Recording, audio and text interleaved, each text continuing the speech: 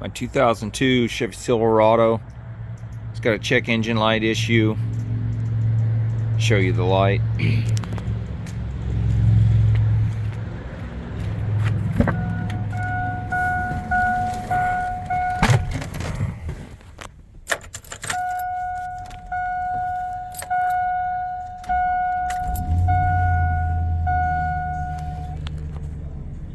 See it there. The change engine oil light's on too. It's time ready to change the engine oil, but it's got a service engine soon light on it.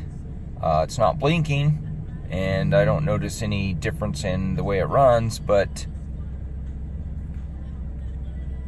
that light is an issue. I'd like to fix it. I can show you what the scan report says. I did a scan on it.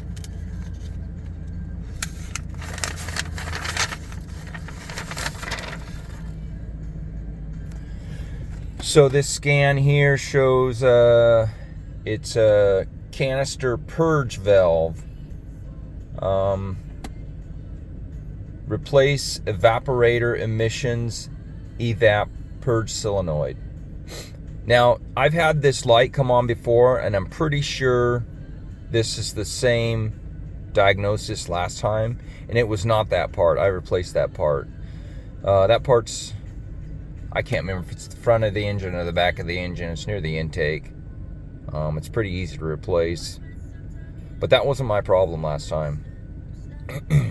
I will show you the problem I had last time. I did a quick fix. I didn't replace the part, but I can show you what turned that light off and what the part is. It probably just needs to be replaced. It's just a spendy part. So let me take you underneath the truck and I'll show it to you.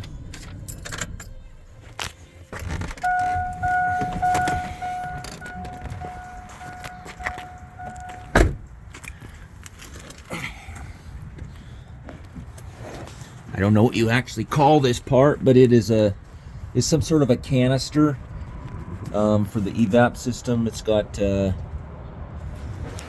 fuel lines going to it here. It's right here. It's this here. It unbolts with some bolts that let it loose from the brackets, but you got to take them difficult fuel lines off. I can't even remember how I did it. It's been over a year ago that I took it off. I'll show you how I did the quick fix to it, and we'll put it back in, and hopefully the light goes out. Alright, we'll get back to you. This is the canister here. I think it's just a charcoal filled canister. So we're gonna blow pressured water through these ports, try and clear it out. I'm sure it's just all clogged up and needs to replace is what it needs. But I'm gonna momentarily turn the light off and just to make sure that's what it is before I search out replacing it. So truck's got, I don't know, 180, 190,000 miles on it, so all right.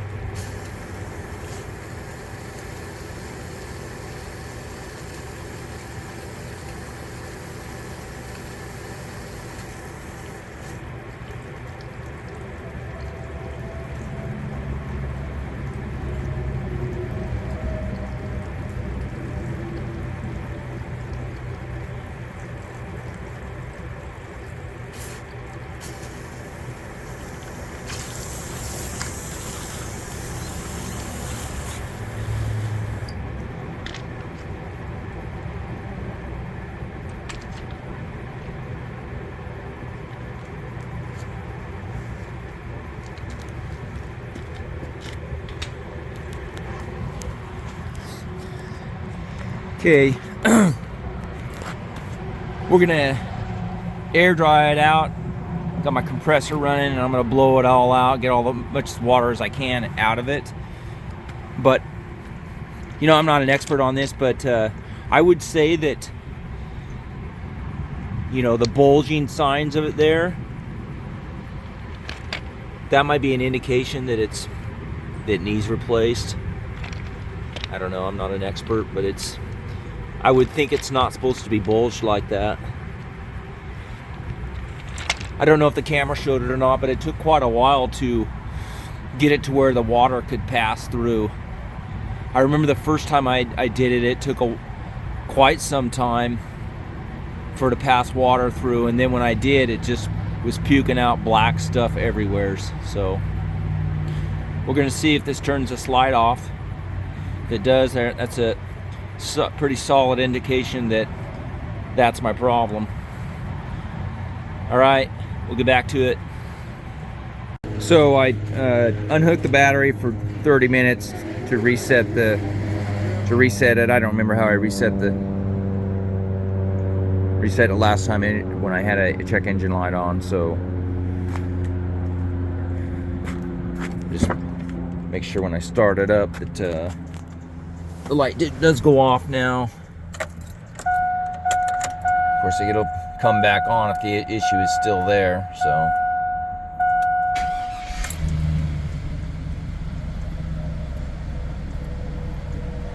I'll be damned, light's still on.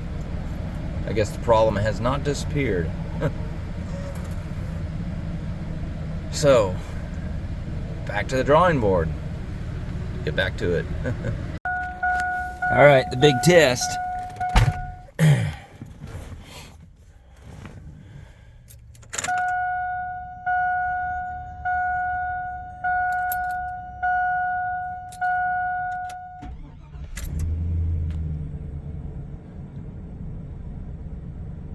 Come on, you piece of shit.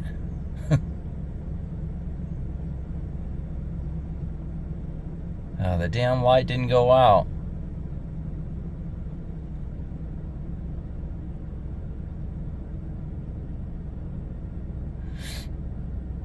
Well, maybe it'll go out in a minute here. We'll give it some time. All right, we'll get back to you. We're still working on a check engine light on this my Chevy truck here, 2002 Silverado.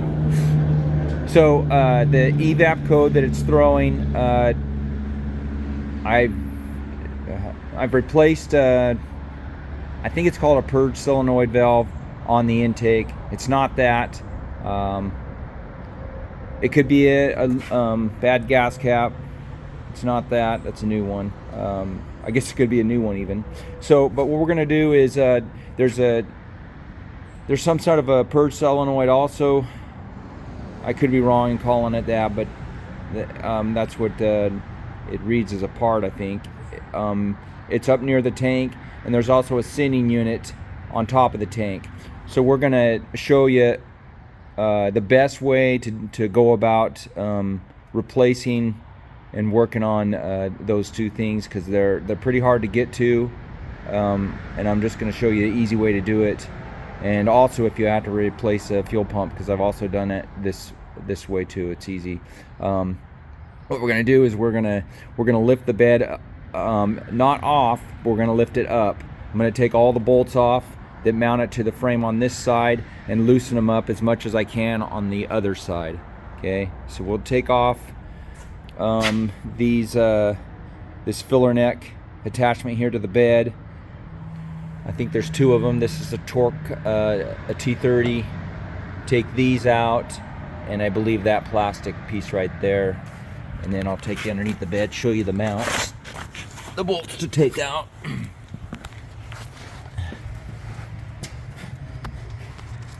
Okay, so there's one. And there's another one at the back.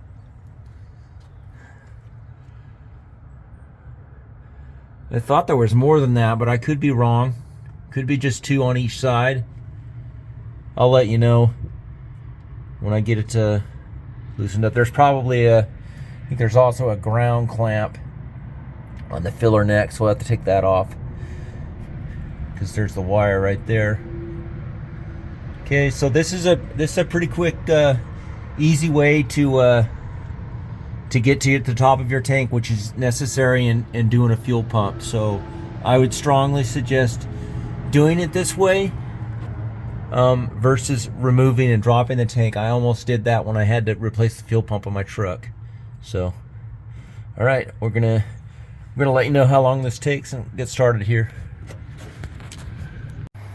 All right, let me go over this again because there's 4 bolts and I want to point them out because I didn't remember where they were and it took me a little bit to find them again. So, front of the bed, underneath, one right there, second one there. You're gonna need 18 millimeter socket. You're gonna need a swivel for this one to get around that leaf spring right there.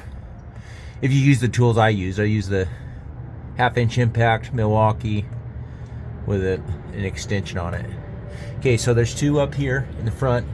We're gonna go to the back and I'll show you where those are because they're in a different location than how these are here on the outside of the frame. They're more on the inside where the channel, sitting in the channel.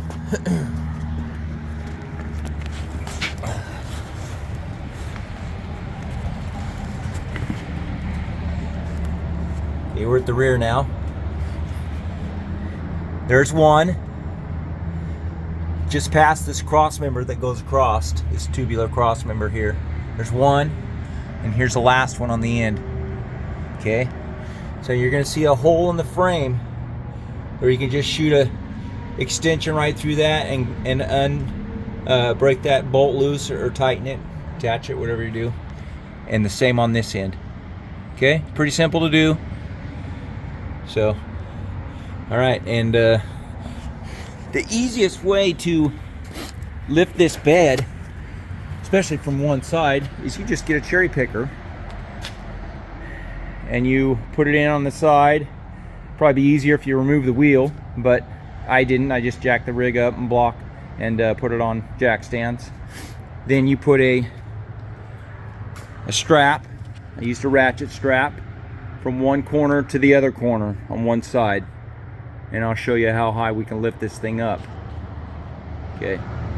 Okay, here's the bed lifted up to access the tank. I got the cherry picker maxed out. You could probably get a little higher, but that's enough room needed.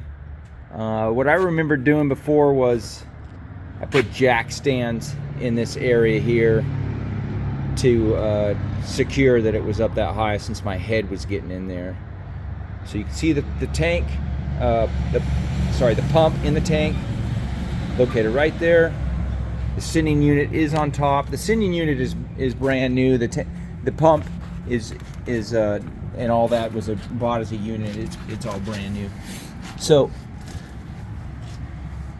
pinpoint that sending unit right there, sending unit. And then this is the other purge solenoid here. It's bolted on it. It's on a bracket and it's bolted onto this arm right here. So I've replaced that, and I've been told that I have to have the code reset by a scanner to turn the check engine light off. So yeah, so for some of you that's might cost money. I have a brother-in-law that has a fancy snap-on scanner that can do that. So yeah, let's hope that's what it is, because I'm getting tired of this check engine light on. There's nothing more annoying than a light saying there's something wrong with your rig. But getting the bed up, you know, if you don't have a car lift, this is the easiest way to do it. You don't totally need to remove the bed. I think it's unnecessary, but yeah, so this is how I did it. I would say and bolting the bed, with the tools I had, I think about 5 or 10 minutes, and getting this thing jacked up in the air, another 5 or 10 minutes. I mean, maybe 30 minutes total. So yeah, I think it's the best option to do if you're trying to access those things. I mean, that purge solenoid that I showed you is located right there between the bed and the cab. You can access it through there, but it's a pain. I mean, it's a lot more work, I think, than going this route. So all right, I hope you guys had a good new year. So yeah, we'll catch you next time. Have a good one, guys.